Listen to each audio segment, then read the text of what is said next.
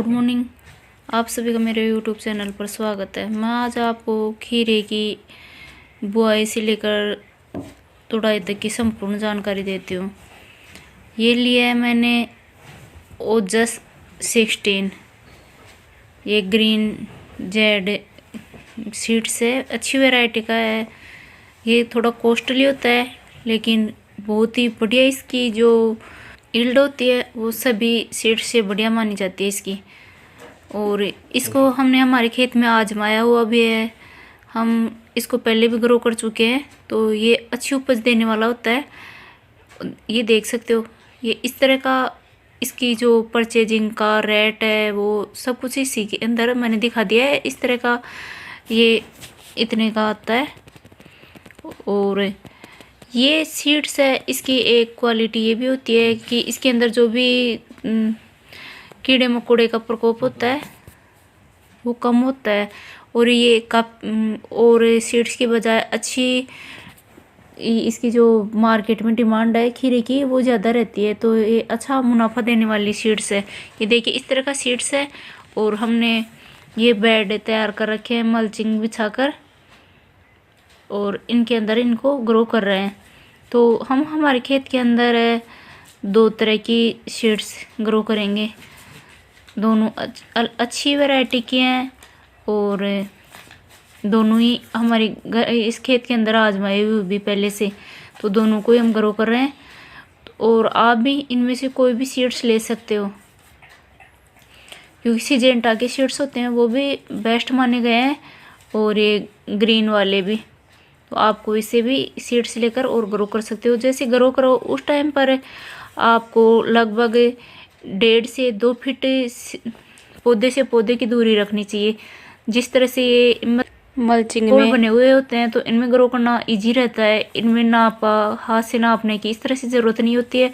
और जब ग्रो करो उस टाइम जो नुकीला मुंह होता है सीड्स का वो मिट्टी के अंदर की तरफ रखना चाहिए, और 1 इंच के करीब अंदर मिट्टी में ग्रो करना चाहिए इस बीज को, क्योंकि ज़्यादा गहराई में चला जाता है तो बीज ग्रो का होने में दिक्कत होती है, उगने में। तो इतनी गहराई है 1 इंच के करीब, वो काफ़ी होती है। और जब आप बेड में ग्रो कर रहे हो उस टाइम आपकी मिट्टी या तो पहले से नम रहनी चाहिए जिसमें आपको पानी नहीं चलाना हो, और यदि आप इस तरह से ये बेड बनाते हो तो थोड़ी मिट्टी भुरभुरी होती है, उसी के बेड से ही बनते हैं। यदि आप बेड बनाकर मल्चिंग लगा रहे हो और फिर ग्रो कर रहे हो तो जिस दिन आप ग्रो करो उसी टाइम पर इनको अच्छे से मिट्टी को गीला कर देना चाहिए। उसके बाद इसके अंदर अच्छे से पौधे ग्रो न हो जाएं तब तक सिंचाई नहीं करनी चाहिए, क्योंकि ये पौधे लगभग 4-5 दिन के अंदर ग्रो होना स्टार्ट हो जाते हैं। और जब इनमें कुछ से मिट्टी तो इतनी अच्छी होती है कि इसमें नमी बरकरार रह जाती है काफ़ी दिनों तक, और फूल आना स्टार्ट हो जाता है, फ्लावर आना स्टार्ट होता है, तब तक इसमें सिंचाई नहीं की जाती। और वो जो प्लांट होता है उसकी जड़ें भी गहराई में जाते हैं और वो अच्छी वो फ्लावरिंग और फ्रूटिंग देता है। फिर वो इतनी देर बाद सिंचाई करते हैं तब, और जब जल्दी सिंचाई कर देते हैं तो पौधा कमज़ोर रह जाता है, उसकी जड़ें मिट्टी में गहराई में नहीं जा पाती हैं और फिर उसमें फंगस वगैरह की प्रॉब्लम होती रहती है। तो जहाँ तक हो सके आपको इसकी सिंचाई कुछ दिनों बाद ही करनी चाहिए, जिससे पौधे काफ़ी दिनों तक हरे भरे रहें और अच्छी लंबी आपकी जो फसल है वो चले। जब जल्दी सिंचाई करते हैं तो आपकी फसल है वो कुछ दिनों में समाप्ति हो जाती है, कम दिनों तक चलने वाली होती है। और अब जैसे जनवरी बीत चुकी है और फरवरी स्टार्ट हो गई है, आज फरवरी का जो फर्स्ट डे है, तो आप इसकी बुआई जनवरी में भी कर सकते हो, जैसे लास्ट जनवरी के अंदर। और सबसे बढ़िया टाइम होता है गर्मी के लिए इसकी उपज लेने के लिए फरवरी 1 से लेकर और 20 फरवरी तक आप इसकी बुआई कर सकते हो। और यदि आपके खेत खाली नहीं है और आप जल्दी इसकी बुआई करना चाहते हो तो आप इसकी नर्सरी तैयार कर सकते हो घर में, कहीं भी आपकी जगह है वहाँ, तो वो नर्सरी तैयार होगी आपकी। और जैसे आपके 1 महीने बाद या 20 दिन बाद खेत खाली हो रहा है तब उस आप नर्सरी से तैयार किए हुए पौधे हैं उनको आप जहाँ ग्रो करना चाहते हो खेत में ग्रो कर सकते हो, जिससे जितनी फसल बड़ी होती खेत के अंदर वो उतनी वहाँ नर्सरी में हो जाएगी और जल्दी से ये फसल है आपको उपज देने लग जाएगी। तो इस तरह से इसको ग्रो कर देना चाहिए। और ग्रो करने के बाद जैसे आपने ग्रो किया उस टाइम आप पानी लगा रहे हो, इसमें पानी सिंचाई कर रहे हो, तब इसके अंदर क्लोरोफास दवा आती है कीटनाशी, उसको पानी के साथ इसमें चढ़ा देना चाहिए ड्रिप में, जिससे इसमें कीट की या फंगस की कोई प्रॉब्लम नहीं होगी। और आप चाहो तो इसको बाद में भी ग्रो कर सकते हो, लेकिन यदि आप इसका जल्दी भाव लेना चाहते हो तब आपको या तो जनवरी लास्ट में इसको ग्रो कर देना चाहिए जहाँ ठंडी कम हो जाए उस टाइम, और या थोड़े फरवरी फर्स्ट में। ये ग्रीन फील्ड है, ये भी बढ़िया क्वालिटी का बीज माना गया है।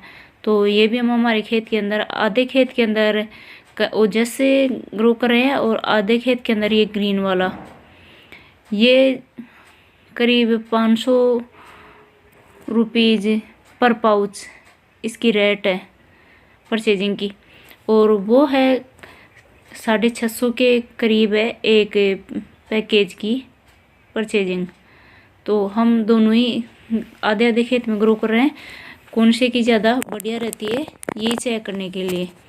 इसके अलावा भी जैसे मालिनी सीड्स है वो भी बढ़िया माना गया है, लेकिन उस सीड्स की है कुछ दिनों बाद कुछ दिक्कत आती है, जैसे उसका जो खीरा है वो कड़वा होने लग जाता है, एक दो तोड़ दिए उसके बाद उसका कड़वाहट आ जाती है, तो उसको अच्छा नहीं माना गया है।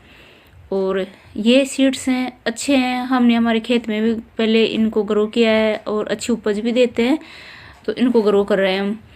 ये इस तरह से हाथ में लेकर और कभी भी सीड्स को ग्रो नहीं करना चाहिए, क्योंकि इस तरह से सीड्स को हाथ में लेकर और फिर ग्रो करते हैं तो इसके अंदर है कुछ दिनों बाद एक दो तोड़ लेते हैं, उसके बाद खीरे में कड़वाहट की प्रॉब्लम स्टार्ट हो जाती है। तो आप जब भी ग्रो करो या आप डिस्पोजल गिलास ले सकते हो या कोई जैसे स्टील की कटोरियाँ होती हैं वो लेकर ही ग्रो करना चाहिए, जिससे इसमें कड़वाहट की प्रॉब्लम नहीं होगी। तो आप जैसे बेड से बेड की दूरी है कम से कम 5 फीट होना ज़रूरी होता है, क्योंकि इनकी बेल है काफ़ी फैलती हैं, तो दोनों साइड से बेल आकर इसी जो बीच में खाली जगह है इसी में फैलती हैं। तो कम से कम 5 और ज़्यादा से ज़्यादा 6 फीट की दूरी होना ज़रूरी होता है। और पौधे से पौधे की दूरी है 1 डेढ़ या 2 फीट तक।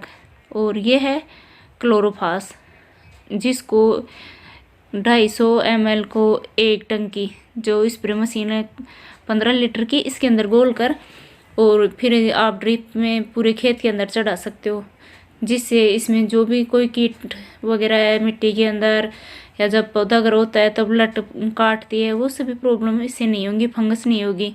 तो मैं भी यही चढ़ा रही हूँ इसके अंदर खेत के अंदर, जिससे ये पौधे ग्रो होंगे तब ये जल कर नष्ट हो जाते हैं, काली जड़ की प्रॉब्लम होती है वो नहीं होगी।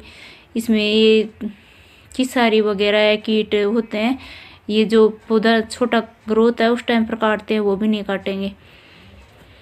तो आप भी इस तरह से आपकी जो खीरे की बाड़ी है उसको तैयार कर सकते हो। ये छोटी छोटी जानकारियाँ होती हैं, इनका थोड़ा ध्यान रख लेते हैं तो जो फसल होती है अच्छी उपज देती है और फिर अच्छी काफ़ी दिनों तक भी चल जाती है, उसकी थोड़ी केयर कर लेते हैं। तो ये मैंने इसमें डाल दिया है स्प्रे मशीन में, और अब इसके पानी से भर लेती हूँ। उसके बाद ड्रिप सिस्टम में इसको कनेक्ट कर दूँगी, जिससे पूरे खेत के अंदर समान मात्रा में चली जाएगी पानी के साथ ये दवा। तो आप भी जब भी ग्रो करो तो ये दवा ज़रूर इसमें चढ़ा देना, जिससे इसमें कीटनाशी की कोई और ज़रूरत नहीं पड़ेगी, सभी कीड़ों का इसी से नाश हो जाएगा। आपकी ये फसल है करीब 1 मंथ बाद आपको खीरे देना स्टार्ट हो जाएगी, आप मार्केट में बेच कर आ सकते हो। 1 महीने के अंदर इनके तैयार हो जाते हैं खीरे, और थोड़े दिनों में अच्छा मुनाफा कमाने के लिए सबसे बेस्ट जितनी भी वेजिटेबल क्रॉप है उनमें सबसे बढ़िया मानी गई है, क्योंकि ये हर सीज़न में हर घर में यूज की जाती है। सभी आजकल किसी न किसी बीमारी से ग्रस्त हैं, तो सभी को डॉक्टर रिकमेंड करते हैं कि आप सलाद ही खाया करो। तो ये रोज़ हर घर में खाया जाता है सलाद के रूप में खीरा, तो इससे अच्छा मुनाफा कमाया जा सकता है। इसका हमेशा भाव भी अच्छा रहता है। इसका कम से कम 15 रुपीज़ इसका भाव हमेशा रहता है। ज़्यादा से ज़्यादा 100 रुपये, 110 रुपये तक भी चला जाता है इसका भाव कभी कभी। तो इसका हमेशा भाव अच्छा ही रहता है। और ये 2 महीने के अंदर पूरी बाड़ी है नष्ट हो जाती है। 2 महीने चलने वाली होती है। 2 महीने के अंदर आप 1 एकड़ से करीब 1-1.5 लाख रुपए आराम से कमा सकते हो। ये देखिए मैंने इसमें कनेक्ट कर दिया है पाइप के अंदर ही, ड्रिप सिस्टम वाले में। तो ये ड्रिप के जो पानी जा रहा है इनमें बेड के अंदर, उनमें ये पानी पूरे पौधों में समान चला जाएगा। तो आप भी इस तरह से, ये स्प्रे मशीन है, इसमें आराम से डालकर और पूरे खेत में समान मात्रा से इसमें चढ़ा सकते हो।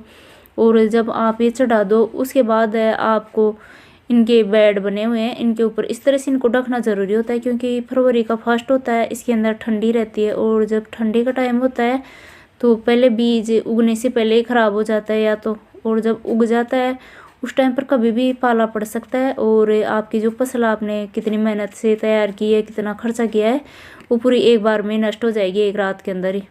तो इस तरह से जो मार्केट के अंदर कपड़ा आता है इसको ढकने के लिए, वो ख़रीद कर और आपको इसको ढकना चाहिए।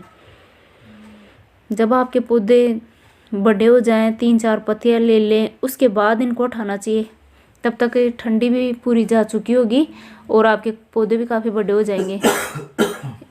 ये ढकने से डबल बेनिफिट होता है, क्योंकि जो गिलहरी होती हैं, चिड़िया होती हैं, मैना होती हैं, उन जो बीज होते हैं इनको ही निकाल कर खा जाती हैं, या जो छोटा पौधा होता है उसको काट कर खा जाती हैं। मोर आते हैं, मोर खा जाते हैं। तो उनसे बचाने के लिए भी ये कपड़ा सबसे बढ़िया है। और दूसरा ये ठंडी से बचाने के लिए, तो इसके डबल बेनिफिट है। तो आप भी एक बार ये कपड़ा मार्केट से ख़रीद कर लिया होगे तो करीब आपके 4-5 सालों तक यही कपड़ा सुरक्षित रखोगे तो चलता रहेगा। आप प्रत्येक वेजिटेबल के अंदर इसको लगा सकते हो। टमाटर, खीरा, मतीरा, जो भी आप कुछ तरबूज वगैरह ग्रो कर रहे हो, सभी के अंदर इसको यूज कर सकते हो। हमने हमारे खेत में मिर्चियाँ के जो बीज थे वो ग्रो किए थे, वो आपको वीडियो भी शेयर किया था, शायद आपने देखा भी होगा। नहीं देखा है तो मिर्ची की सीड्स ग्रो करने का जो वीडियो है पिछला मेरा, उसको आप देख सकते हो। उसके अंदर भी हमने ये कपड़ा ढक दिया है, क्योंकि वो मिर्चियाँ हमारी निकलना स्टार्ट हो गए हैं और उनको छोटे जानवर होते हैं, चिड़िया वगैरह, गिलहरी वगैरह, वो काट रहे हैं उन छोटे पौधों को, निकलने रहे हैं अंकुर उन्हीं को। तो वो ढकने से अब उनको काटेंगे नहीं, और ठंडी कभी भी ज़्यादा गिर गई तो नष्ट होने का भी खतरा नहीं रहेगा। और इस तरह से इनको भी, जो खीरे ग्रो के हैं इनको भी हम ढक रहे हैं, और तरबूज ग्रो किए हैं उनको भी हम ढक दिए। जो भी ग्रो कर रहे हैं सभी हमारी फसल हैं, वेजिटेबल क्रॉप, इनको इस तरह से ढकेंगे जिससे ठंडी से भी बचे रहेंगे, जो जानवरों का खतरा है उससे भी बचे रहेंगे। और जब ये पौधे 3-4 पत्तियों वाले हो जाएंगे उसके बाद इन कपड़ों को हटाकर और समेट कर रख देंगे। फिर ज़रूरत होगी दोबारा किसी क्रॉप के अंदर, तब वापस लगा लेंगे। तो एक बार खर्चा करके आप 4-5 सालों तक आराम से अपनी फसल को बचा सकते हो।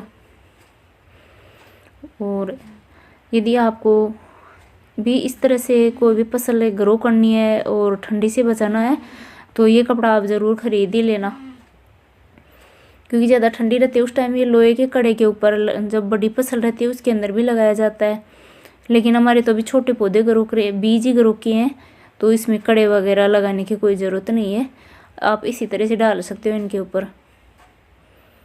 और आप कम से कम 5-7 दिन तक इनमें सिंचाई नहीं करना, क्योंकि ये पौधा कमज़ोर हो जाता है बार बार सिंचाई करने से, बीज खराब हो जाता है ज़्यादा गीला होकर।